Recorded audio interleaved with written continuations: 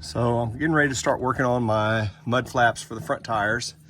And see, here's one of the dilemmas is this sticks out. And I know some of the things say just cut off 2 inches. And I'm like, no, I don't want to cut off a cap. So what you have to do is there is a screw right here and one here. One here and one here.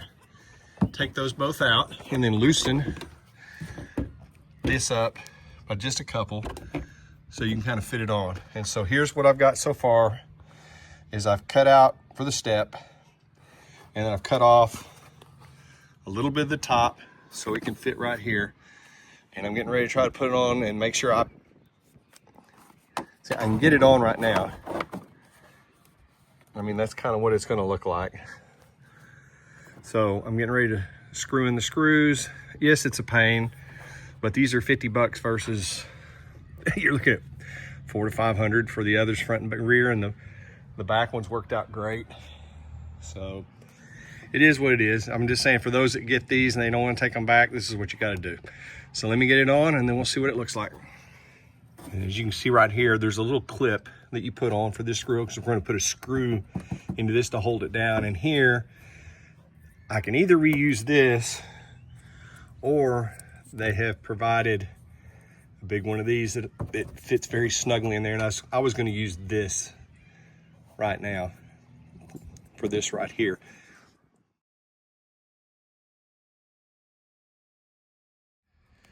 So here are the rear ones. And this front one's now on. I'm getting ready to have to go on the other side, cut the tire, and get it set up where I can work on it. But it's not bad. Not bad at all. I'm not unhappy with it. Like I said, I only paid, what, 50 for the front, 50 for the back, plus tax and shipping. I mean, yeah, you can get the others. There's a lot of other brands out there. And it seems like you still have to do some kind of modifications. I just want something not throwing rocks on the paint. And I think this will suffice. So let's get started on the other side. Alrighty, well, I've got them on both sides. And like I say, you're gonna have to cut them because of the fender, because the ones that you get are not for the Sasquatch fender, so those have to be cut. And the easiest way to do it is just unscrew those two of the end off the pop-offs off that the fender, and that way you can kind of lean it up and see where you need to cut it. Not easy, but I got it done. And I mean, like I said, I paid $114 for front and rear mud flaps. And as you can tell,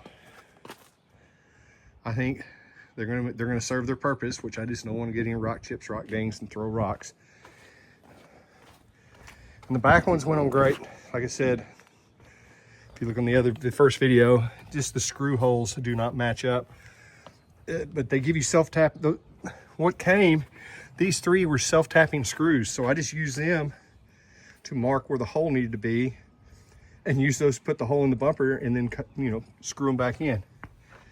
And so here's this one right here. So there you go. I mean, not great.